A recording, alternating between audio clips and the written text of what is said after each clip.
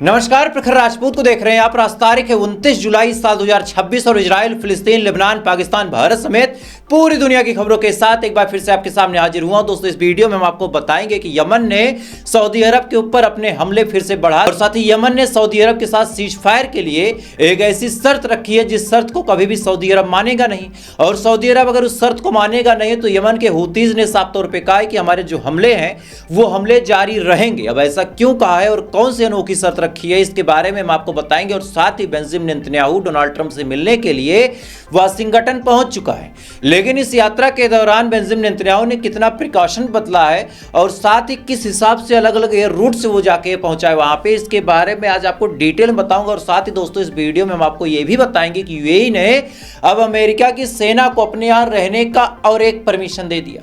अब इस परमिशन में क्या क्या चीजें शामिल है और साथ ही यूएई ने क्या कुछ कहा है वो भी इस वीडियो में हम आपको बताएंगे। और साथ ही ईरान ने एक बार फिर से अमेरिका को तगड़ी धमकी दी है और इस बार धमकी स्ट्रेट ऑफ हार्मोज को लेके नहीं है, इस बार धमकी पूरी दुनिया को लेके है। और चूंकि पूरी दुनिया अमेरिका के साथ ईरान का फायदा उठाना चाहती है और इसी वजह से आईआरजीसी ने साफ तौर पे कहा है कि पूरी जिंदगी बेटा तुम स्ट्रेट ऑफ हार्मोज से पार नहीं हो पाओगे अगर तुमने ये काम कर दिया तो।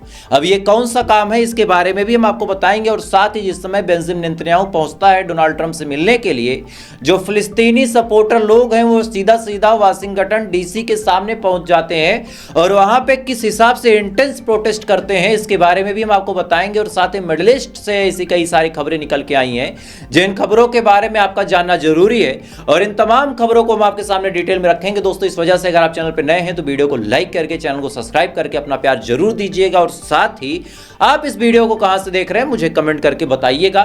तब तक एक एक करके मैं आपको खबरें बताता हूं। सबसे पहली, सबसे बड़ी, सबसे अहम खबर यह है कि कल देर रात यमन के हूतीज ने सऊदी अरब के एक और जहाज पे बड़ा हमला किया है।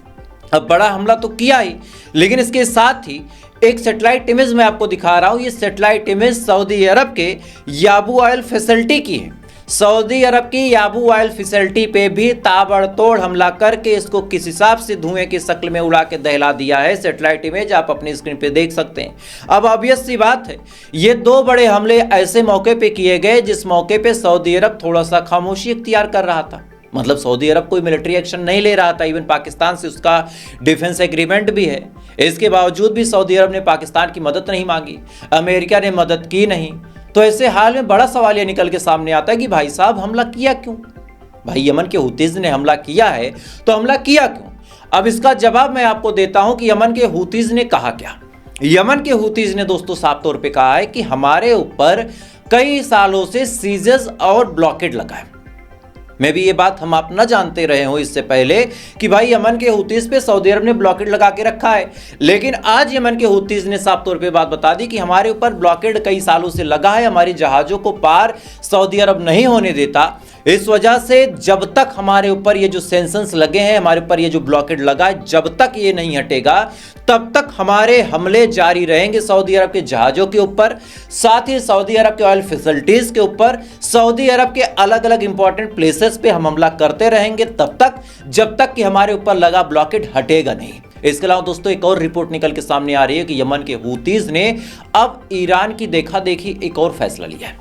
दरअसल ईरान का भी एजेंडा इस समय बड़ा क्लियर है कि भैया स्ट्रेट ऑफ हार्मोज जो है वो हमारे कंट्रोल में रहेगा और हमारे कंट्रोल में रहने के साथ साथ स्ट्रेट ऑफ हार्मोज पे हम टैक्स लगाएंगे। अब ये बात जब निकल के सामने आई तब कई सारे लोगों का ये सवाल था कि भाई टैक्स का मतलब क्या। तब साफ तौर पे ईरान ने समझाया था कि भाई देखो सीधी सी बात है, हमारे बताए रास्ते से जहाज निकलेंगे, उन पे कोई खतरा नहीं होगा और चूंकि हमारा जो वाटर सप्लाई है वो डिस्टर्ब होता है, ऐसे हाल में हमें नुकसान है तो हम टैक्स लगाएंगे लेकिन जहाज को सुरक्षित पार करवा देंगे।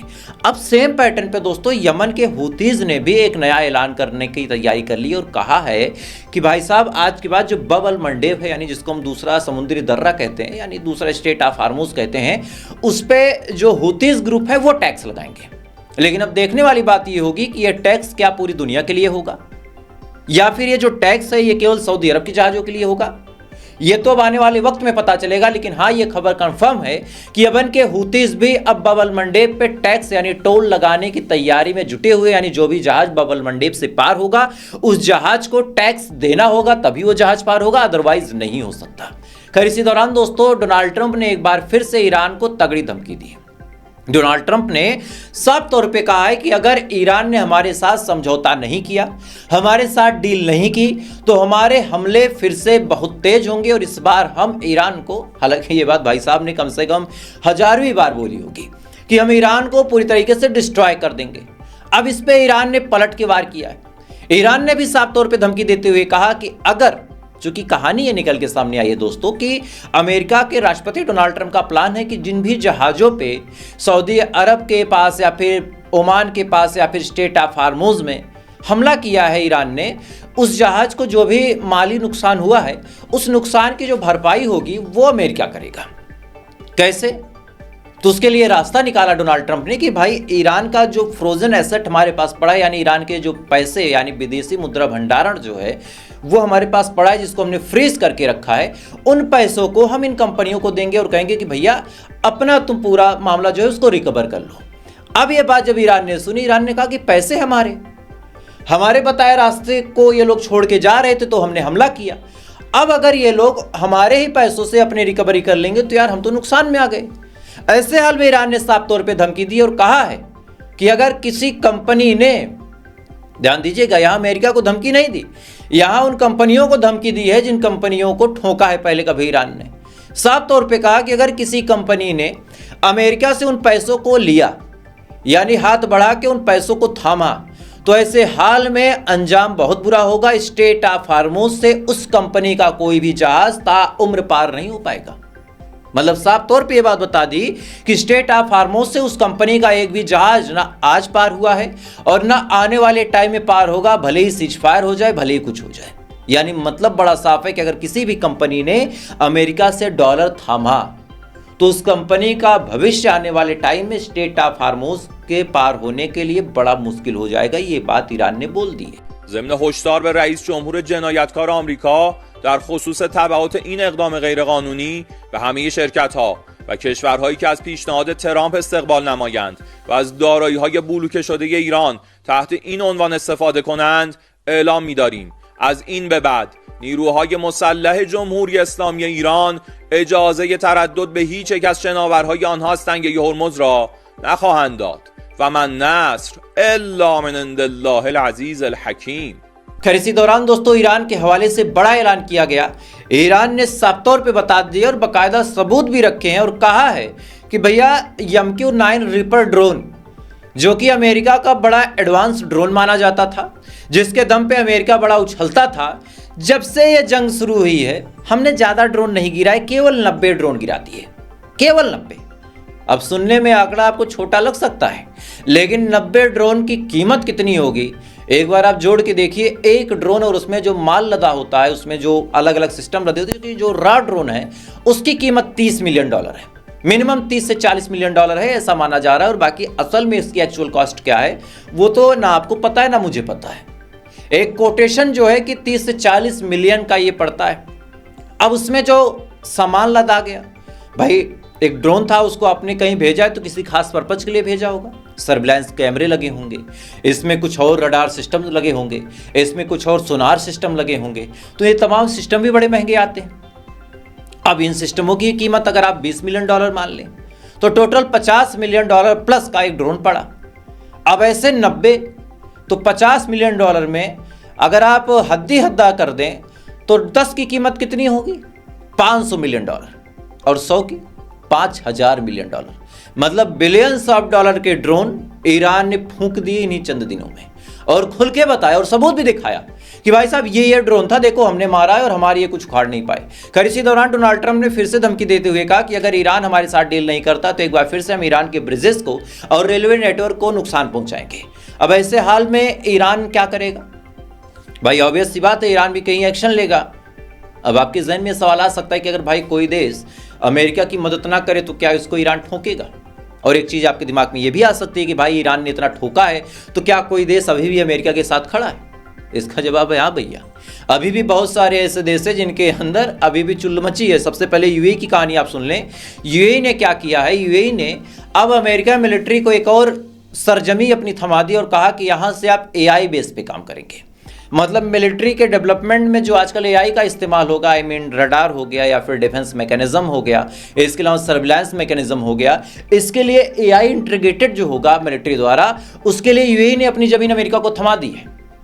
मतलब साफ तौर पे कहा है कि भले ही हम 3-4 मिसाइल और खा लेंगे, भले ही हमें हजारों करोड़ का नुकसान हो जाएगा, लेकिन आप चूंकि हमारे पापा हैं, इस वजह से आप आए और आने के बाद अपनी एआई बेस्ड मिलिट्री गेट का इस्तेमाल यहां कर लें।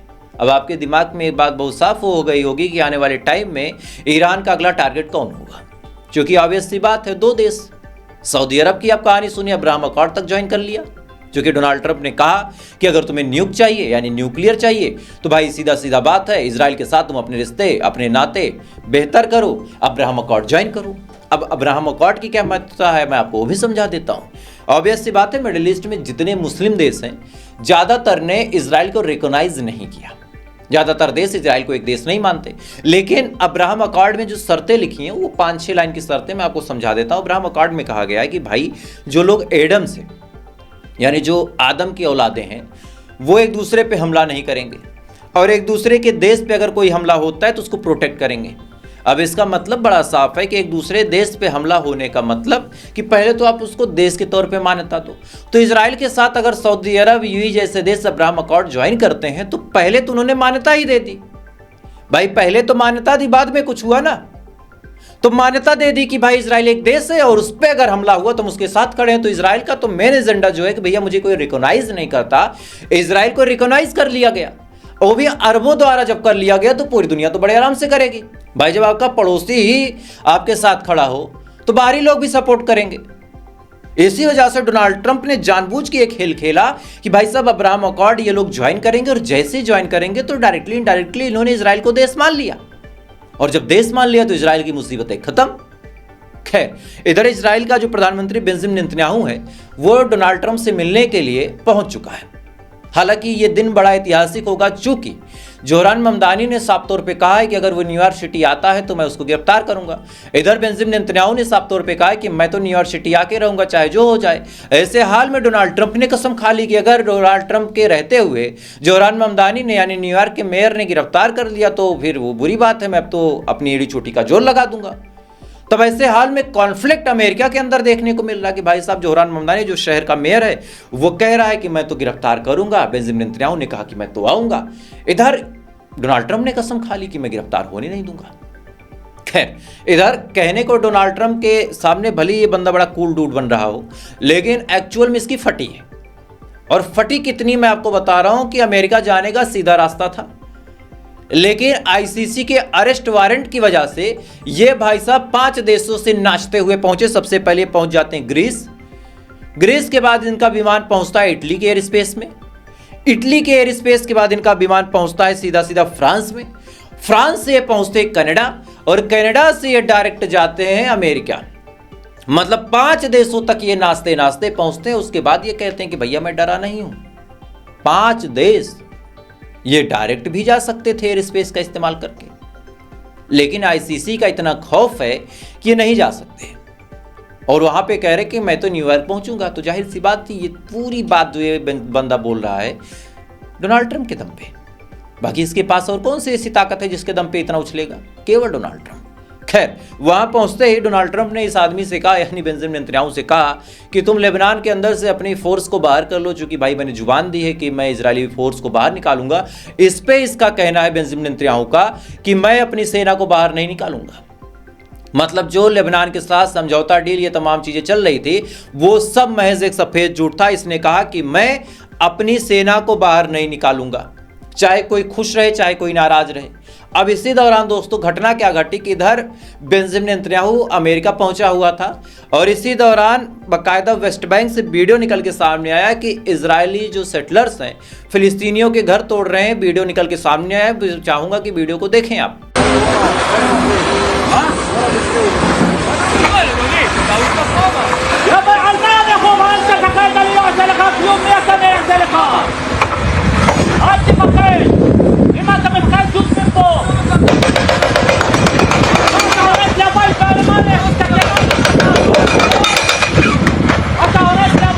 इस वीडियो में आप साफ तौर पे देख सकते हैं कि किस हिसाब से इजरायली जो है वो फिलिस्तीन के वेस्ट बैंक में बकायदा जा रहे हैं और जाने के बाद घरों को तोड़ रहे हैं। और ये वीडियो तो सबके सामने आ गया। अब सोचिए जो वीडियो सबके सामने नहीं आ पाई, अब पूछेंगे आपकी कैसे नहीं आ पाए, तो भाई हर फिलिस्तीनी के पास अब मोबाइल थोड़ी ना बचा, यहाँ खाने को लाले पड़े। भाई कोई अमीर फिलिस्तीनी था, उसके पास अभी इतना माल बचा है कि मोबाइल चला रहा है, बाकी सबके पास कहाँ है? टावर्स तोड़ दिए गए, नेटवर्क तोड़ दिए गए, बिजली नहीं आती, पावर कट होती है।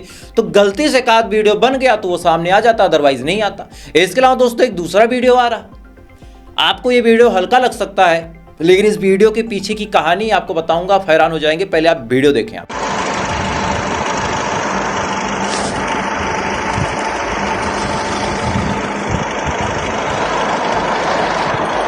يلا ليخ من بوت ليخ ما تعشيت